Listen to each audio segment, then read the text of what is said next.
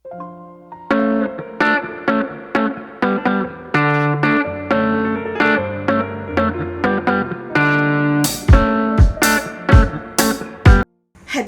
السلام عليكم. معكم بوسينة في فيديو جديد ووصفة جديدة. وبداية تنبغي نشكر جميع الصديقات والمشاهدات اللي شافوا الفيديو ديالي، وتنشكرهم بزاف على التشجيعات ديالهم وعلى النصائح ديالهم، وكذلك الانتقادات اللي طبعا غادي ناخذ بعين الاعتبار. الوصفة ديال اليوم كيف ما تلاحظوا من خلال المكونات هي مادلين، غاتو اللي ممكن تقديمه في الكوتي وفي الافطار، وكذلك كوتي لوليدات المدرسه ياخذوها معهم في بلاصه لي بسكوي ولي غوفريت. المكونات هي كالتالي: 3 ديال البيضات، 150 غرام ديال الدقيق المغربل، 100 غرام سنيده، 120 غرام زبده مذوبه ما مقداره كأس عنبة، طبعا خصها تكون دافية وماشي سخونة، كيس فاني، كيس خميرة ديال الحلوى، ملعقة كبيرة عسل، وقبصة ملح. وللتزيين وتيبقى اختياري رقائق اللوز وحبيبات الشوكولا، وطبعا الزبدة من أجل الدهن ديال القالب. على بركة الله ندوزو لتهيئ الوصفة ديالنا. تنقوموا بوضع 3 ديال البيضات،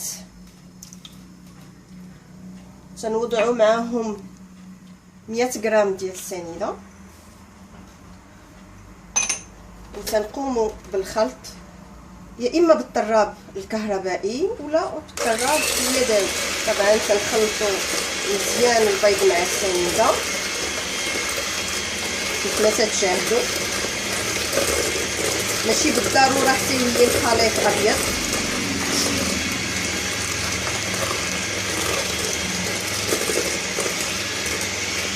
تنقوم باضافه قبصه ملح، كيس الفانيلا،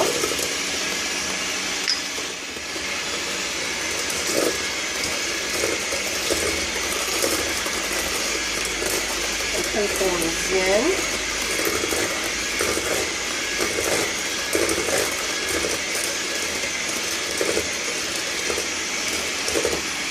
وطبعا ملعقه العسل كبيره.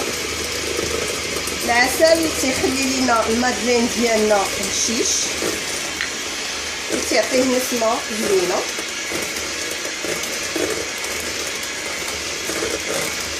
كيف ما تشاهدوا ها هو الخليط ديالنا متجانس.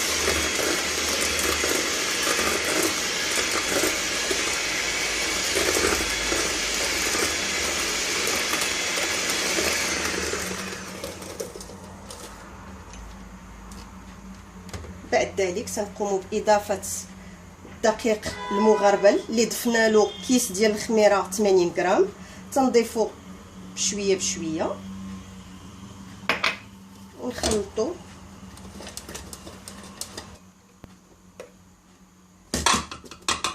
الدقيق كيف ما قلت 150 غرام ديال الدقيق. تيكون الخليط شويه عاقد، تنخلطو مزيان. نقوم بإضافة الزبدة حتى هي شيئا بشيء. طبعا كيف ما قلت سابقا الزبدة خصها تكون ذوبناها وبردات. تنحركو بشويه بشويه حتى يتجانس الخليط مع الزبده. نحاولوا بلا ما نحركو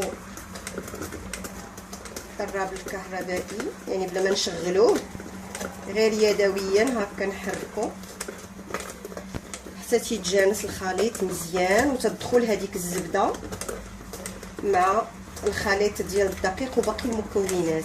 كيف ما تشاهدوا ها هو الخليط متجانس. بعد ما وجدنا الخليط ديالنا غادي نقوموا بتغطيه الاناء ديالنا بالفيل اليمونتير.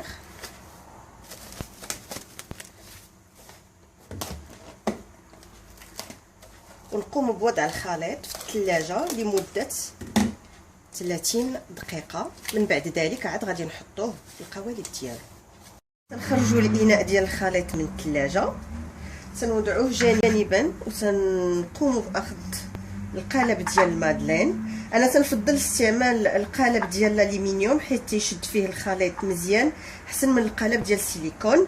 وتناخذ الزبده اللي ما تتكونش دايبه مي غير قليلا ما بحراره المطبخ، وتنقوم بدهن القوالب بالطريقه اللي تتشوفوا.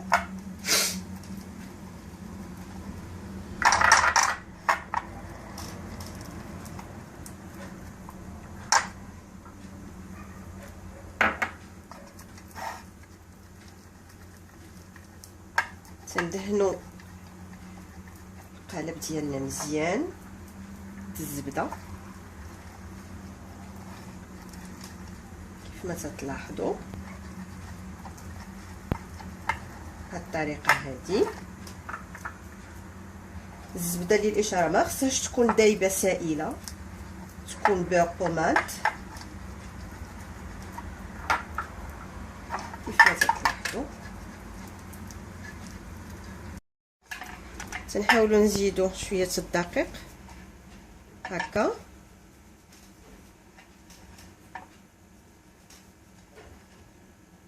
طبعا هاد العمليه تنديروها باش المادلين ديالنا ما يلصقوش لينا في القوالب. تنحطوه قالب جانبا، تناخذوا الجيب الحلواني وتنوضعوه في اناء بحال هكا.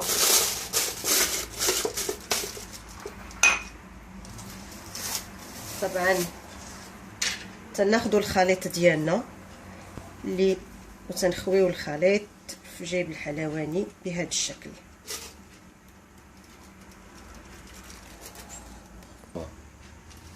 ها هو الخليط ديالنا درناه في جيب الحلواني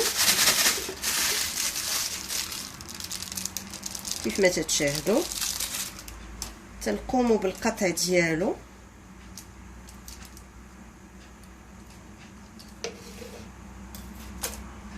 وغنقوموا بوضع الخليط في القالب. طبعا ما خصناش نعمروا القوالب بزاف باش فاش يبدا تنضج لينا المادلين ما تفايتش في الجوانب كيف ما تتشاهدوا. تنحطوا مقدار ملعقه كبيره، وفي هذه الاثناء طبعا تنكونوا شعلنا الفران ديالنا على درجة حرارة 180 ونقوم بإدخال القالب لمدة 15 دقيقة. زينوا لي مادلين ديالنا اللي باقي بيان سور ما دخلناهمش الفران برقائق اللوز. نوعوا طبعا قلنا رقائق اللوز مع حبيبات الشوكولا كيف ما تتشاهدوا. تيعطيو منظر وتخليو حتى الوليدات الصغار تيتشجعوا انهم ياكلوهم.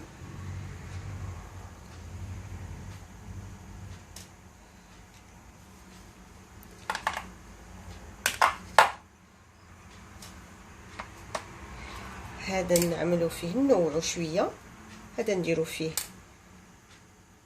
حبات شوكولا، حتى شوكولا عزيزه على الوليدات الصغار. وكاين طرق عديده للتزيين، هذا تيبقى غير شكل اختياري والسيدات ممكن يجتهدوا. حبيباتي هذا هو المادلين ديالنا من بعد ما خرجناه من الفرن. كما قلت سابقا الفران كان سخون على درجة حرارة 180، طيبناه لمدة 15 دقيقة. بالنسبة للتزيين كما قلت سابقا تيبقى اختياري. صراحة المادلين هانتوما كيف ما تشوفوا تيجي منفوخ وتيجي هشيش ومفشفش من الداخل، تيجي رائع. قدموه لوليداتكم بالصحه والراحه ولجميع افراد العائله ديالكم. نتمنى حبيباتي الوصفه ديال اليوم تنال الاعجاب ديالكم، وتنتمنى دائما الدعم ديالكم مع اكبر مشاهده. الى اللقاء في فيديو قادم ان شاء الله. تحياتي.